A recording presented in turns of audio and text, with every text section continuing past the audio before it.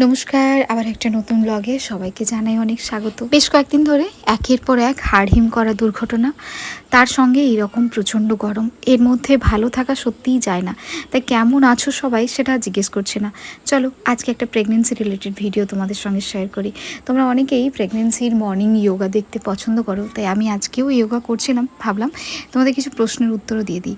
অনেকের যারা নতুন মা হয়েছো বা হতে চলেছো, তাদের প্রথম থেকেই একটা প্রশ্ন ভীষণভাবে মনে দাগ কাটে, সেটা হলো বাচ্চার মুভমেন্ট কবে থেকে ফিল করা যায়। আমি যেহেতু এখন 8 মাস প্রেগনেন্সিতে রয়েছি, তো এখন তো আমি বেশ ভালো মতোই বলিষ্ঠ মুভমেন্ট ফিল করতে পারি। তবে আমার মায়েরা যখন প্রথম শুনি যে আমরা প্রেগনেন্ট, তখন থেকে একটা মনের মধ্যে সংশয় থাকে যে কবে আমাদের মধ্যে ওই মুভমেন্টটা ফিল করা যাবে বা কবে থেকে ঠিকঠাক মুভমেন্ট ফিল হলে সব কিছু ঠিক আছে বলে মনে করব। চলো আমার নিজের এক্সপিরিয়েন্সটা তোমাদের সঙ্গে শেয়ার করি।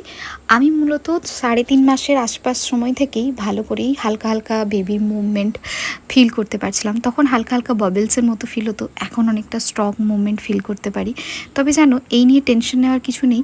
বিভিন্ন ধরনের প্লাসেন্টা পজিশন থাকে বেবিরা, তার উপর ডিপেন্ড করেই কিন্তু এই মুভমেন্টটা ডিপেন্ড করে।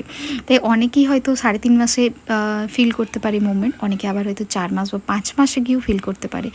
যাদের ক্ষেত্রে লো লাইন প্লাসেন্টা বা প্লাসেন্টা পজিশন পোস্টেরিয়ার, তারা একটু তাড়াতাড়ি ফিল করতে পারে। যাদের এন্টেরিয়ার, তাদের একটু বেবি মুভমেন্টটা কম ফিল হয় বা একটু দেরিতে গিয়ে অনুভূত হয়।